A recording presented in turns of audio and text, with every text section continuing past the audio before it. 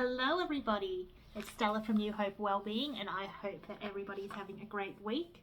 It's don't know if you can see a little bit from that window there, but it's dark and rainy here today. So today we are going to be discussing the Titan god of the sun, Helios. He's also the guardian of oaths and the god of sight. He dwelt in the golden palace in the river Oceanus, at the far ends of the earth, from which he would emerge each dawn, crowned by the sun, driving a chariot drawn by 4 winged steeds. When he reached the land of Hesperidus in the far west, I'm not sure if I pronounced that correctly, he would descend into a golden cup, which bore him through the northern streams of Oceanus back to his rising place in the east. Once for his son tried to drive the chariot, but he lost control and set the earth ablaze. Zeus had to struck the boy down with a thunderbolt. Helios was depicted as a handsome, usually beardless man, clothed in purple robes and crowned with the shining aureola of the sun. His sun chariot was drawn by the four steeds. Sometimes in some of the myths they were winged steeds, in some of the other myths they weren't. He was identified with several other gods of fire and light, such as Hepatitis and the light-bringing Phoebus Apollo. He was one of the Titan sons of Hyperion and Thea, and brother to Eos, goddess of the dawn, Selene, goddess of the moon. He is the personification of the sun, and he was portrayed as driving, and he was always portrayed as driving the 4-horse chariots across the sky on a daily basis. He was married to the goddess Perse, but he did have quite a few affairs and a number of children. These would include the Charites, Pythion, Circe, and quite a few others. Once the Olympians took control, I guess you could say, he was often conflated with Apollo, and to the Romans he was known as Sol. He was initially described collectively as fire-darting steeds, and his steeds would later get fitting sun-related names: Pyrrhos, the fiery one; Eos, belonging to the dawn; Atheon, blazing; and Pheliglon, burning. Sorry if I mispronounced any of those names.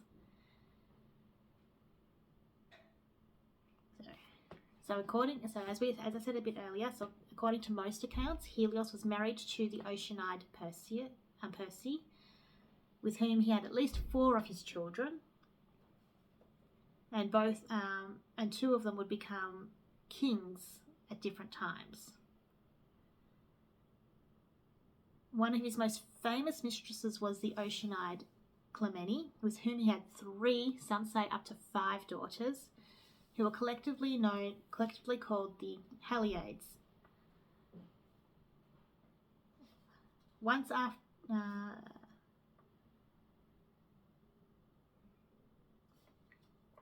Rhode, which is an island, but there was also a nymph called Rhode, and she's the nymph of the island of Rhode, which Helios claimed as his own even before it had been created.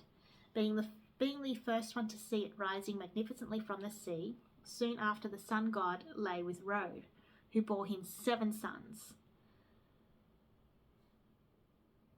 These sons would surpass all men in both strength and learning, especially in astrology, and soon enough they came to rule Rhodes, whose 3 chief cities are named after some of his sons to this very day.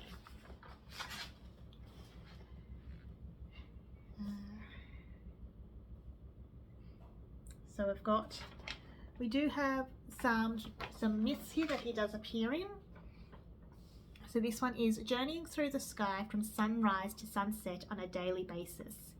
Helios could see and hear everything happening during most of the day. Naturally, sometimes this meant that he was able to notice things others would rather keep as topmost secrets. Such was the case when he spotted the affair of Aphrodite and Ares, a disclosing of which led to the humiliation of both deities. And we'll cover that off when we get to the Olympians. Aphrodite decided to take revenge, so she made Helios, who was at the time happily consorting with Clytie, fall madly in love with Leucotheos, the daughter of the Persian king. Helios disguised himself as her mother and gained entrance to her room, after which he changed his form back to his customary beauty, which left her speechless and presently inspired her love. Wanting Helios all to herself and being unable to bear the pain of his newest affair, Clytie spread around the story of someone secretly defiling Leucothea until it reached the ears of Orchomus. The king would listen to no excuses. He buried his daughter alive in the cold earth as soon as he found her. Helios uncovered her promptly and tried resurrecting her with the warmth of his rays, but it was a little too late. She was dead forevermore. Nothing should stop you to reach the skies, Helios exclaimed in anger and pain, and transformed her into a tree which gives frankincense. Clytie hoped that by eliminating Leucothea from the story, she would once again earn Helios' love. She managed to earn his utmost hatred instead. As Helios stopped paying her any attention, she started wasting away in sorrow, sitting all alone away from her sister nymphs and turning her face into the direction of the sun god, constantly in hope for a single glance. Eventually she passed away and her body was transformed into the heliotrope, whose flowers follow the sun throughout the whole day. Now, he didn't play a massive major role in Greek mythology, but he does appear in a few different certain tales, and he would eventually be replaced by Apollo. But these are some of the other myths he does appear in. Helios is the one who tells Demeter that her daughter Persephone has been abducted by Hades. He's also the one who restores the eyesight of Orion the giant. After his granddaughter Medea murders her children, he lends her his chariot so that she can escape from Corinth. He also lends his golden bowl to Hercules to help the hero cross the river of Ocean and fetch the cattle of Geryon. And in the Trojan War, journeying back from the Trojan War,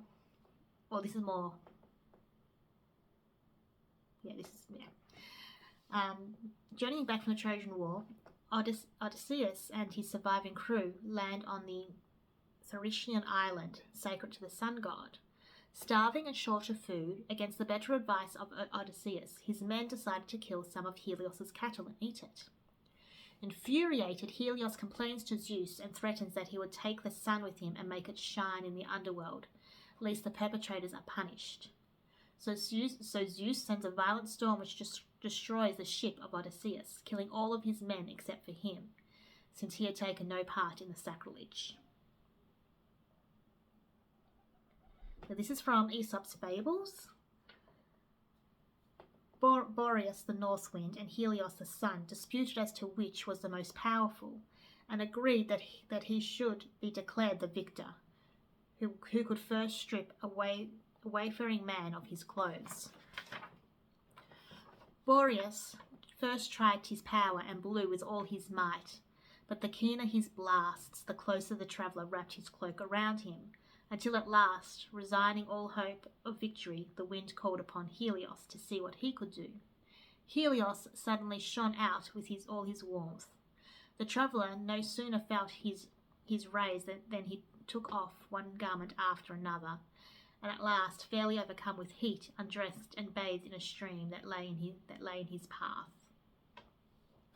Persuasion. So the moral of that one is persuasion is better than force. And this is another one of Aesop's Fables that he appears in. Once upon a time, when Helios announced his intention to take a wife, the frogs lifted up their voices to clamour to the sky. Zeus, disturbed by the noise of their croaking, inquired the cause of their complaint. One of them said, Helios, now while he is single, parches up the marsh and compels us to die miserably in our arid homes. What will be our future condition if he should beget other sons?